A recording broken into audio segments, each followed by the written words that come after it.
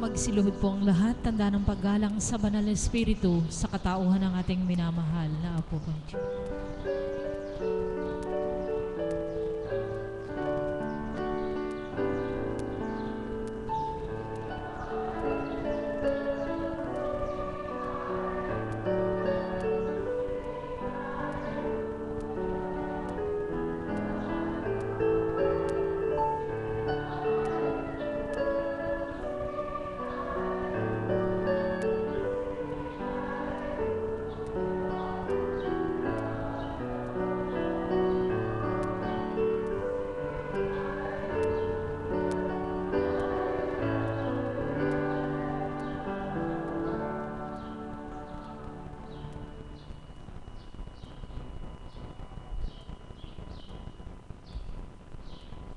Sumainyo ang kapayapaan,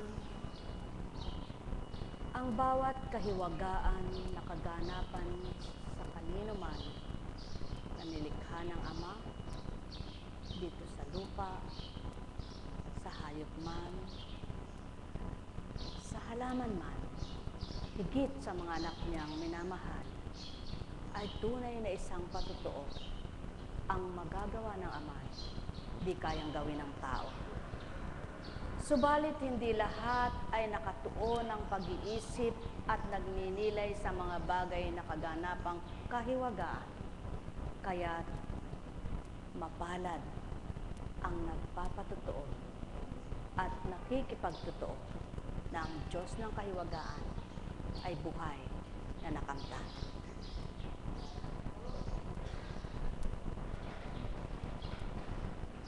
Buhay po ba ang Diyos?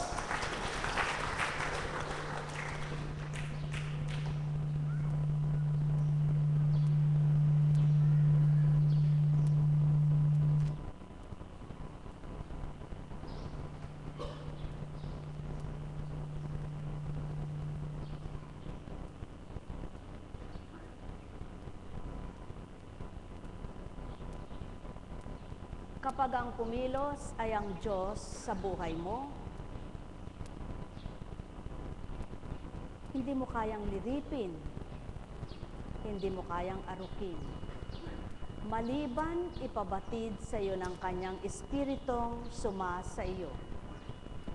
Kaya't ang mga nakatanggap na at nakipagtutuong ganap, tuwiran niyang nagiging galak sa kalooban ng bawat araw nila. Tunay na damang-dama kung paano kumilos ang Diyos Ama sa buhay nila. Kaya naman, nang dahil sa kasiyahan na nararamdaman, tuwira namang nagsusumigaw ang kalooban na ipagsigawan ng Diyos ng kataas-taasan. Halina kayo mga minamahal ko, tuwiran niyong pagmasdan itong mundo. Paano nga baga ang isang tigang na lupa na walang nagdidilig? May sisibol na mga halaman, damong naturingan.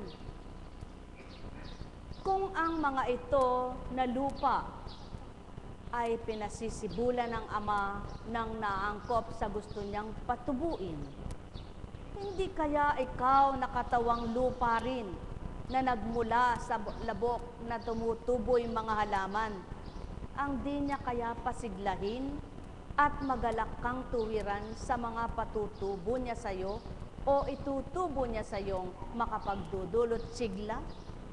Halina mga mahal ko, kung dating walang nakatubong masaya sa puso mo, nang pinatubo ng Ama ang saya, nadama mo nang masigla ka.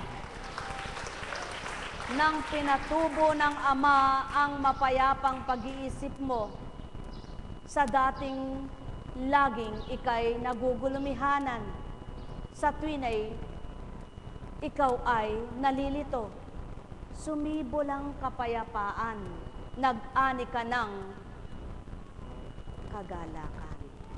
Halina mga mahal, nang sa palagay mo'y wala ng pag-asa, dahil mahirap ka. Ngunit nang pasibuli ng Ama at patubuin ang pag-asa sa iyo, ang bawat araw mo'y pag-asa na.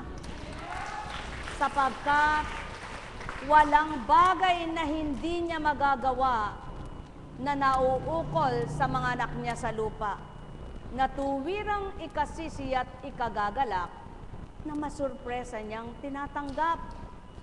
Kaya nga, ang bawat surpresa ay lihim, hindi pinababatid. Kaya't kung ikaw ay inabutan ng surpresa niyang hindi mo nabatid, ano kaya ang pakiramdam mo? Kaya nga, kung ang ama mo ay masurpresa, hindi ba't aasa ka sa tuwina na ikaw, anak niya, hindi ka dapat malumbay o mawala ng pag-asa sapagkat siya'y masurpresa ng ama mo. Siyang Diyos ng buhay mo. Kaya, Ina, mga mahal ko, tuklasin niyo ang karunungan niya. Hanapin niyo ang kanyang hiwaga at patutotohanan niya sa inyong buhay. Siya ang buhay na walang kamatayan. Kaya may bibigay niya kanino man ang anumang kanyang naisin, at ang kanyang nais ay walang dilitiba, kundi ang mga anak niya ay magalak at matuwa sa bawat araw na bubuhay ng payapa. Sumainyo ang kapayapaan, pagharian kayo, mga minamahal ko. Alalaumbaga, sa unang yugto ng buhay ng tao, ni hindi niya batid ang kaalaman tungkol sa pagtatanim. At sa isip, nanahan, sumibol, tumubo ang pamamaraan kung paano magtanim. Kaya't sa panahon ni Noe, siya ang nagtanim ng ubas. At sa panahon na yaon, lumabas ang bunga ng ubas. Ibig sabihin ng ama, ang siyang tunay na binhi ng katas ay matamis. Ang tunay na dulot niya ay tamis ng buhay, tamis ng kadakilaan. Sapagkat ang ama ay walang hanggan ang kapangyarihan. Halina kayo, mga mahal.